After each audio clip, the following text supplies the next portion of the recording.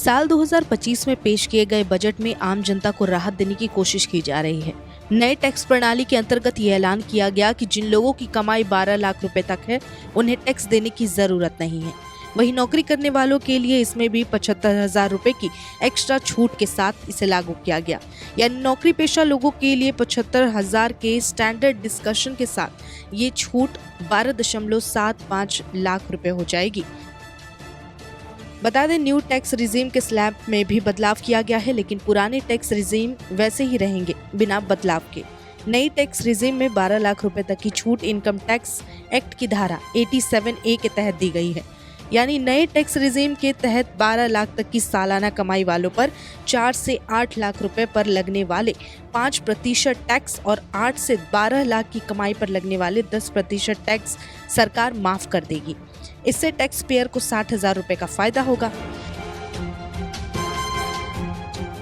मतलब ये कि अगर किसी की कमाई सालाना 12,000 रुपए से ऊपर होती है तो उसकी टैक्स की कैलकुलेशन में 4 से 8 लाख पर 5% टैक्स और 8 से 12 लाख पर 10% टैक्स भी जोड़ा जाएगा।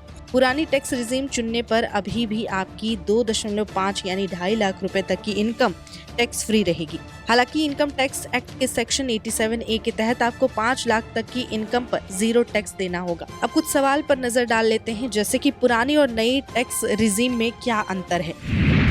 नए टैक्स स्लैब में टैक्स फ्री इनकम का दायरा 2.5 लाख रुपए से बढ़कर 3 लाख रुपए कर दिया गया, लेकिन इसमें टैक्स डिडक्शन यानी छीन लिए गए हैं। वहीं अगर आप पुराना टैक्स स्लैब चुनते हैं तो आप कई तरह के टैक्स डिडक्शन का फायदा ले सकते हैं। दूसरा सवाल, पुराने टैक्स रिजीम में किस तरह छूट मिलती है।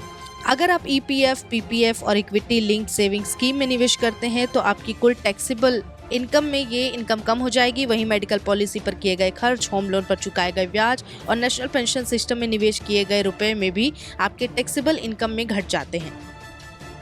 अगला सवाल, पुराने टैक्स रिजीम किन लोगों के लिए बेहतर है।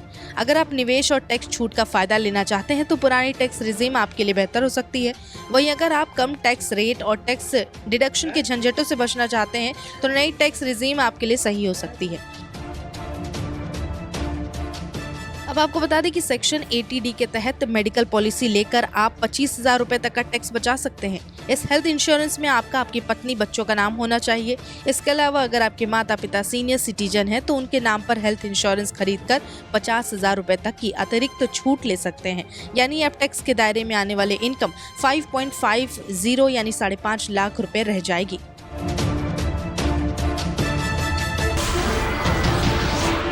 नमस्कार, मैं हूं मानक गुप्ता।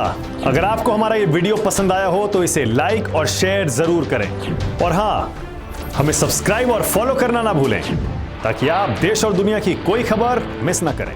तो जुड़े रहिए हमारे साथ और देखते रहिए News 24।